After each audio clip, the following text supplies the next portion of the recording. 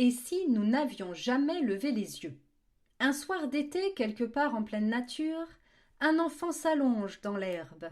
Au-dessus de lui, le ciel s'embrase d'étoiles.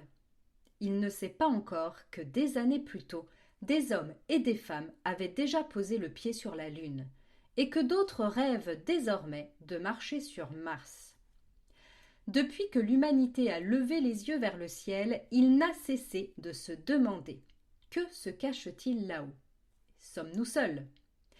Ces questions ont façonné des légendes, inspiré des poètes et surtout poussé des ingénieurs, des scientifiques, des astronautes à repousser les limites du possible. Aujourd'hui, la quête de l'espace ne se limite plus aux grandes puissances des pays francophones, y inscrivent leurs noms. La France, avec ses lanceurs Ariane, le Luxembourg, devenu pionnier dans la recherche minière spatiale, la Belgique, experte dans les satellites d'observation, la Suisse, reconnue pour ses instruments de précision, le Canada francophone, qui a contribué au bras robotique de la Station spatiale internationale.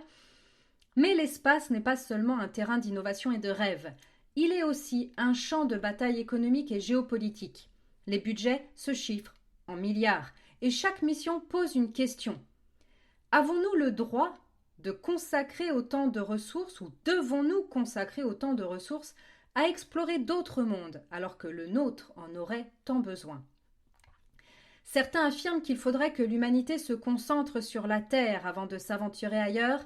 D'autres pensent qu'il est temps que nous ayons le courage de chercher de nouvelles frontières, même si cela suppose que nous ayons déjà échoué à préserver la nôtre.